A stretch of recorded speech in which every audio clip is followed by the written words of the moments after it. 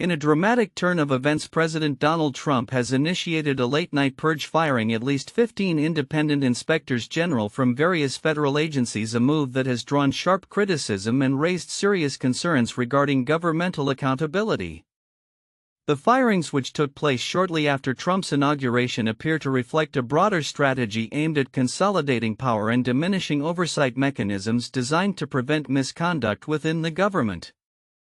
The firings were confirmed by multiple sources familiar with the situation, with reports indicating that the purge affected inspectors general from agencies including the Departments of Agriculture, Defense, Education, and the Environmental Protection Agency, among others. The abrupt dismissals defy a federal law mandating that presidents provide Congress with 30 days' notice and a substantive rationale before removing such officials. This requirement was strengthened by Congress in 2021 in response to previous administrations' attempts to sideline watchdogs seen as overly critical. Senator Charles E. Grassley, a Republican from Iowa and a proponent of Inspector General independence, expressed his concern, stating there may be good reason the IGS were fired.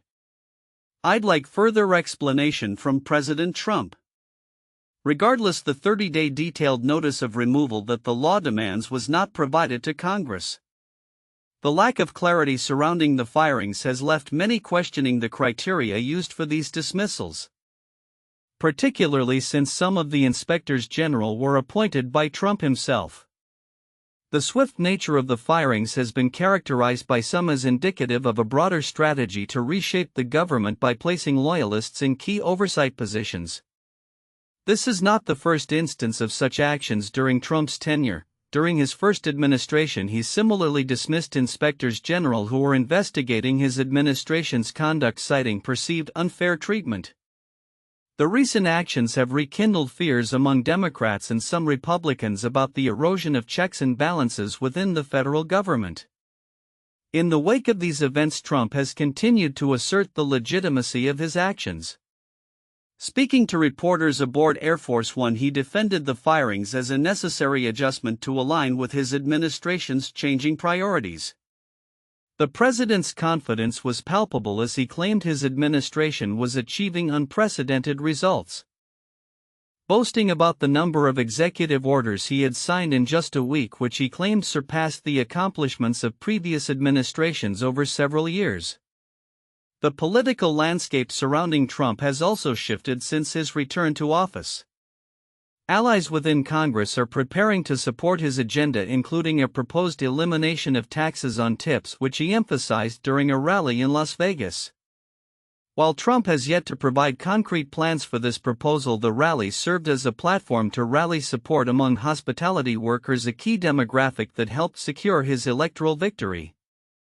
As the dust settles on this latest political upheaval, the implications for the future of oversight and accountability in the federal government remain uncertain. With the administration poised to implement significant changes across various agencies, the potential for increased partisanship and diminished transparency raises alarms among those who advocate for a government that operates with integrity. Trump's second term appears set to challenge long-standing norms surrounding the independence of watchdog officials, leaving many to wonder about the enduring impact of these actions on American democracy. Looking ahead, it is clear that the coming months will be pivotal in determining not only the trajectory of Trump's administration but also the future of legislative oversight and the balance of power within Washington. As the president continues to assert his dominance, the reactions from Congress, the judiciary, and the public will play a crucial role in shaping the narrative of his presidency and the functioning of the government moving forward. In a bold sermon delivered from the pulpit of the Washington National Cathedral, Bishop Mary Ann Budde directly addressed former President Donald Trump, calling for unity, dignity, honesty, and compassion amidst a deeply polarized political landscape. Budde, the Episcopal Bishop of Washington, D.C., has made a name for herself as a voice of moral authority, particularly during moments of national crisis. Her recent remarks, which highlighted the plight of marginalized communities, have ignited a significant response, both supportive and critical. Bishop Buddy's sermon comes on the heels of her previous direct confrontations with Trump, particularly during the Black Lives Matter protests in 2020 when she condemned his use of religious symbols for political gain. In her latest address, she identified a culture of contempt that has permeated American discourse, urging both politicians and citizens to embrace mercy and empathy. "What does unity mean in a country of such diversity and difference?" she asked, challenging the notion of a united America in light of its varied demographics and opinions. Her call for mercy directed toward immigrants and the LGBTQ+ community struck a chord, resonating with many who feel marginalized in today's society. "We need to honor the office of the president," Buddy explained, adding that she felt compelled to speak out not only for those directly affected but for a nation that requires healing and understanding. The final moments of her sermon, where she personally implored Trump to show mercy, went viral, drawing both praise and backlash. Some of Trump's supporters reacted harshly, labeling her as so-called bishop and demanding an apology. In an interview following her sermon, Buddy reflected on the decision to directly address Trump, stating, "I had given up any illusion that my words would have any influence on him, yet recognized the importance of speaking to the audience beyond the former president. If you really want someone in your circle to hear you, let them overhear you talk to somebody else," she noted, employing a communication strategy designed to resonate with those who might be listening. The significance of Buddy's sermon extends beyond its immediate content. It underscores the responsibility of religious leaders to engage with the pressing social and political realities of their time. As she articulated, the act of preaching involves not just spiritual guidance but also a recognition of the societal context in which faith exists. "It's important to acknowledge what people are thinking about when they're coming into church on Sunday morning," Buddy emphasized. Amidst the polarized reactions, Buddy remains resolute in her mission. "I'm in my 60s now, and I spend most of my time thinking about how I can live in a way that puts wind in the sails of those coming up behind me," she expressed, highlighting her commitment to fostering hope and community among future generations. Her approach is one of inclusivity, aiming to bridge divides rather than deepen them. As the nation grapples with the challenges of unity and understanding, Bishop Mary Ann Buddy's voice serves as a reminder of the power of compassion and the need for dialogue in a time marked by division. Her willingness to speak out against injustice, even in the face of criticism, reflects a growing movement among faith leaders to take a stand for the values they espouse. With the political landscape continuing to evolve, it will be interesting to see how Buddy's message resonates moving forward and whether it inspires other religious leaders to embrace similar calls for mercy and understanding in their communities. In a dramatic turn of events that has sent ripples through the political landscape, President Donald Trump has initiated a late-night purge of independent inspectors general, marking a controversial start to his second term in office. Reports indicate that at least 12 inspectors general, officials designated to monitor federal agencies and ensure accountability, were dismissed without prior notice, raising significant concerns about the future of oversight in the U.S. government. The firings occurred just days after Trump was inaugurated as part of an aggressive restructuring of the federal government. This move, which defied legal requirements mandating a 30-day notice to Congress before removing such officials, has ignited a firestorm of criticism from both sides of the political aisle. Senator Charles E. Grassley, a Republican and a longtime advocate for inspectors general, expressed his need for clarity, stating there may be good reason the IGS were fired. Regardless, the 30-day detailed notice of removal that the law demands was not provided to Congress. The dismissed inspectors general were reportedly from various departments, including Agriculture, Defense, and the Environmental Protection Agency, among others. Interestingly, some of these officials had been appointed by Trump himself, leading to questions regarding the criteria for their removal. The conflicting reports about the number of officials terminated, ranging from 12 to 17, further contributed to the confusion surrounding the purge. Critics of the president have been quick to react, framing the firings as an assault on the mechanisms designed to prevent government waste, fraud, and abuse. Senator Elizabeth Warren characterized the action as a dangerous dismantling of checks on presidential power, warning President Trump is dismantling checks on his power and paving the way for widespread corruption. This purge is not an isolated incident. During his first administration, Trump had previously removed several inspectors general who were perceived as investigating his administration too aggressively. The latest dismissals appear to be part of a broader strategy to consolidate power and reshape the executive branch without the constraints of oversight, a move that has alarmed watchdog groups and transparency advocates. While Trump has portrayed this upheaval as a necessary adjustment to align government priorities, the potential implications for accountability and integrity within federal agencies cannot be understated. The inspectors general created in the wake of the Watergate scandal serve as independent watchdogs, and their removal raises questions about the administration's commitment to transparency and governance. In addition to the controversial firings, Trump has embarked on an ambitious agenda to reshape U.S. policy, evidenced by a flurry of executive orders signed in his first week back in office. His administration has already moved to dismantle several of his predecessors' policies, from immigration reforms to environmental regulations, signaling a return to a highly partisan and aggressive approach to governance. Trump's confidence appears unshaken, as he has been vocal about believing his administration has achieved unprecedented success in such a short time. During a recent press interaction aboard Air Force One, he remarked, "People are saying it was the most successful first week that anybody can remember a president having, reflecting a sense of vindication and purpose." As the dust settles from this initial wave of changes, the repercussions of Trump's latest actions will likely unfold in the weeks and months ahead. Observers are keenly watching how Congress, now under Republican control, will respond to these developments, especially concerning oversight powers and the balance of authority within the executive branch. The implications of this purge extend beyond mere personnel changes. They signify a broader struggle over the accountability mechanisms that undergird American democracy.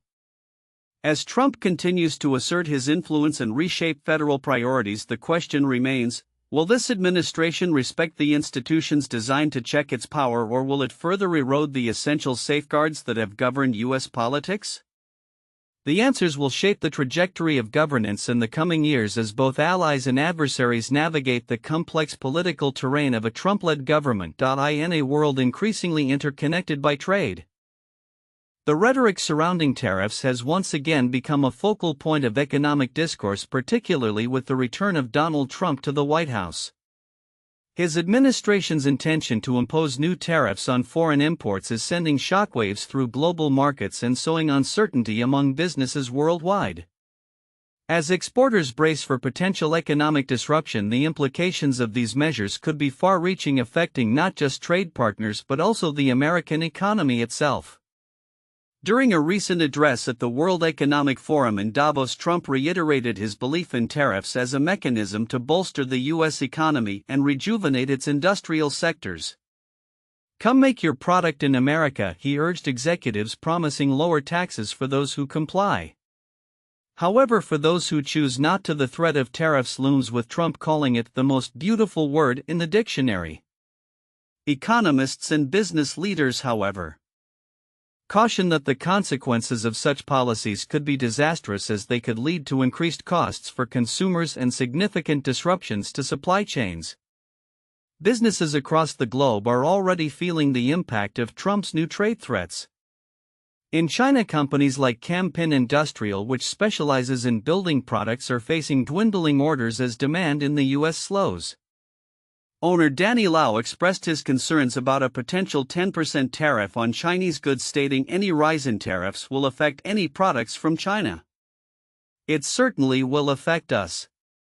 Lau's sentiment reflects a broader anxiety among firms that rely heavily on U.S. markets as they anticipate the fallout from Trump's aggressive trade policies. In Mexico, the auto industry is particularly vulnerable, with Trump threatening to impose a 25% tariff unless the country addresses issues of migration and drug trafficking. An anonymous executive from one of Mexico's largest automobile companies noted the pervasive fear: "There's a lot of fear and uncertainty right now. The interconnected nature of the auto industry could mean that parts crossing the border multiple times may incur tariffs at each juncture, significantly driving up costs. Conversely, not all sectors share the same level of concern. Andrea Urquiza Ruiz, CEO of Zimafresh, which exports produce to the U.S., believes that Trump's threats may not materialize, citing past experiences where similar tariffs were avoided after negotiations. However, the looming possibility of tariffs has prompted some businesses to prepare for the worst. Many are considering strategies to absorb costs or even cut corners to maintain competitiveness, underscoring the desperate measures firms might resort to in the face of economic pressure. In the United Kingdom, the specter of tariffs has resurfaced, particularly for bespoke tailoring businesses on Savile Row, which previously faced a 25% tax on exports to the U.S. during Trump's first term.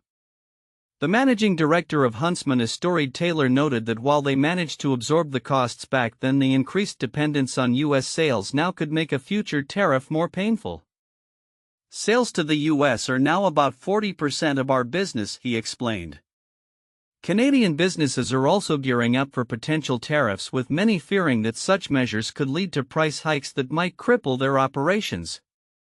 A survey revealed that 65% of small businesses in Canada anticipate having to raise prices, a move they described as disastrous. The uncertainty has left many Canadian exporters scrambling to devise contingency plans, with some contemplating risky strategies to mitigate potential financial impacts. As Trump's administration navigates these complex trade waters, the risks associated with his tariff strategies are becoming increasingly apparent.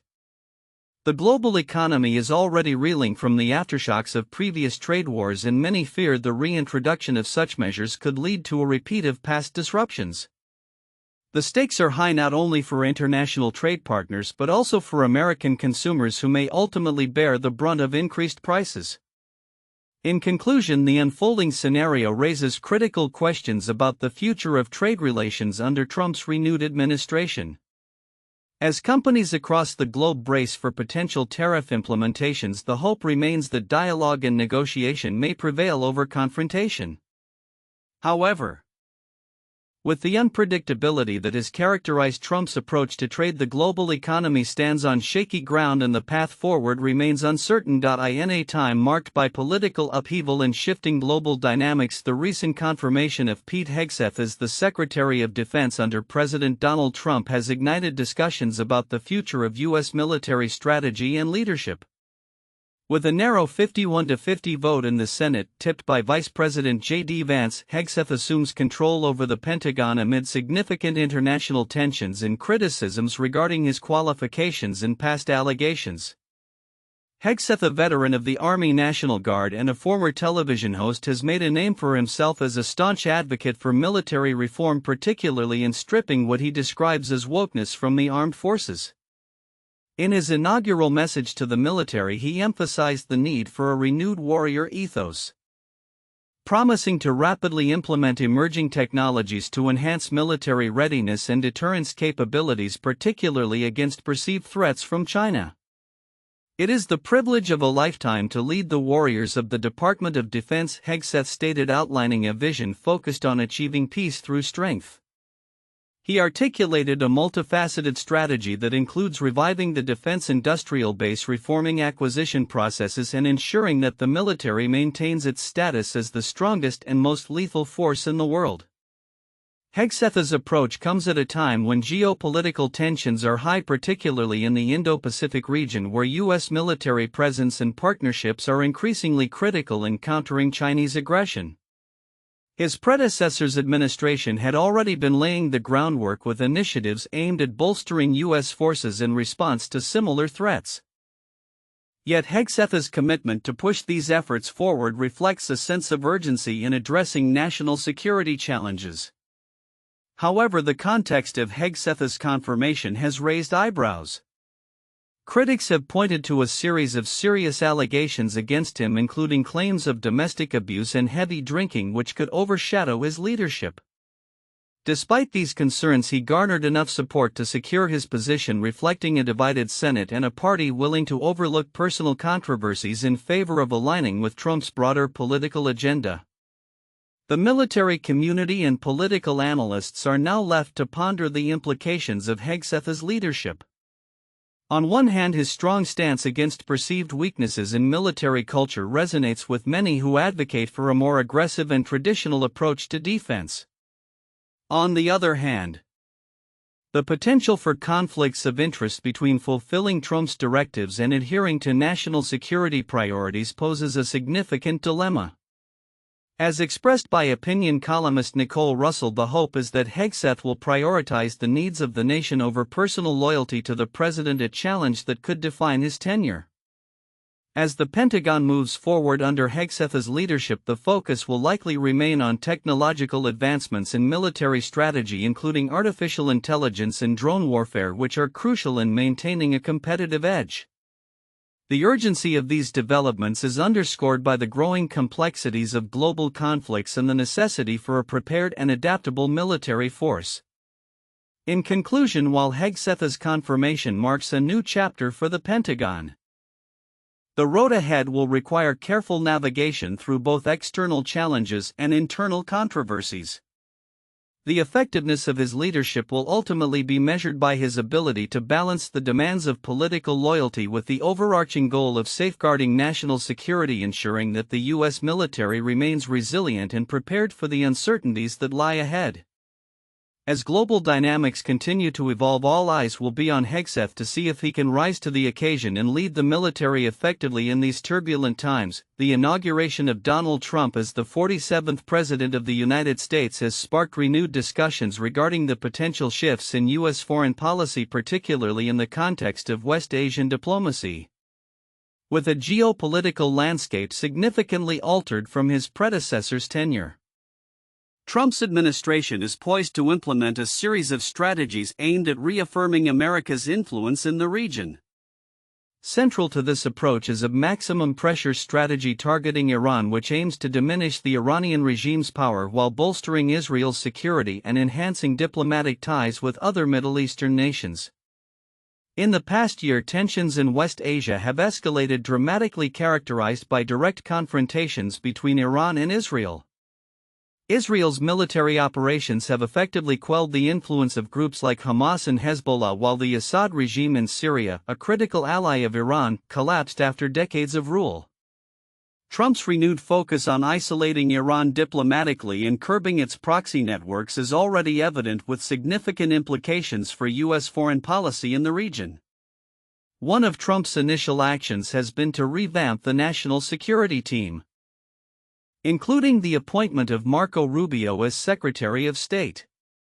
This move has garnered positive reactions from key figures in the region, such as Israel's Foreign Minister Gideon Sa'ar and Masroor Barzani, the Prime Minister of the Kurdistan region of Iraq. Rubio's established rapport with Israel and his clear stance on Middle Eastern affairs signal a commitment to revitalizing U.S. engagement in the region. The relationship between the U.S. and Saudi Arabia, which was notably strengthened during Trump's first term, remains critical. Trump's son-in-law Jared Kushner fostered a close connection with Crown Prince Mohammed bin Salman MBS, which facilitated a shared vision on countering Iranian influence. Although the dynamics have shifted since Trump's first presidency, with MBS now emphasizing regional stability through his Vision 2030 initiative, the foundations laid during Trump's earlier administration continue to play a vital role. Anticipation surrounds how Trump's administration will navigate relations with Saudi Arabia, especially following MBS's recent rapprochement with Iran, an effort influenced by previous U.S. inaction against Iranian aggression. The evolving landscape poses challenges to Trump's intended maximum pressure strategy, as MBS seeks to balance regional power dynamics while maintaining a cooperative relationship with Washington. In addition to these priorities, Trump's administration is expected to further advance the Abraham Accords, which normalized diplomatic relations between Israel and several Arab nations during his first term.